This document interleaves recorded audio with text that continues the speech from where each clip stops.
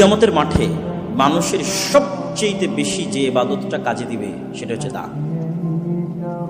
কেন দান সবচেয়ে বেশি কিয়ামতের মাঠে কাজে দিবে? আমরা কোনো ইবাদতই প্রশ্নাতীত বিশুদ্ধ করতে পারি না।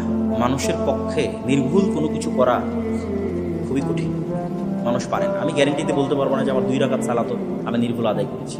সালাতের সময় কত গোটা দুনিয়ার চিন্তা মাথায় ঢুকে যায়, কেমনে আমি দাবি করবো সালাত নির্ভুল আমি আদায় করেছি? পুরো রমজান মাস আমি নির্ভুল সিয়াম পালন করেছি, এটা আমি কেমনে বলবো? এরকম যত ইবাদত আছে কোনো ইবাদতকেও দাবি করতে পারবেন আমি নির্ভুল করেছি। একদিকে ইবাদত নির্ভুল করতে পারছি না, অন্যদিকে তো আমার গুনাহ আছে। কোথায় কত মানুষের গীবত করেছি, কত মানুষের সাথে হিংসা করেছি, কার কোথায় কোন জিনিস নিয়ে নিয়েছি, কাকে 2টা কটু কথা বলেছি, কষ্ট দিয়েছি, অসংখ্য গুনাহ। এই প্রত্যেকটা জিনিসের ব্যাকআপ হিসেবে কাজে দিবে কিয়ামতের মাঠে দান।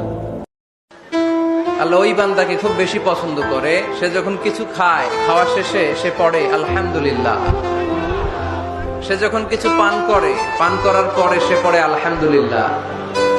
এজন্য আমরা যেন কমপ্লেইন না করি আল্লাহর কাছে, অভিযোগ যেন না করি। আমরা সুখে দুঃখে সব সময় পড়বো আলহামদুলিল্লাহ। কি পড়বো?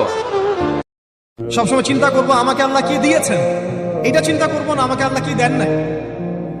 আল্লাহ পাক আমাকে সুস্থ রেখেছেন, নিরাপত্তা দিয়েছেন, আমি খাচ্ছি, পান করছি। এই যে নিয়ামত, আল্লাহ পাকের যে অগণিত নিয়ামত, এটাকে স্মরণ করা এবং সে অনুযায়ী শুকরিয়া আদায় করা। আল্লাহ পাক সবাইকে শুকরিয়া আদায় করার তৌফিক দান করুন।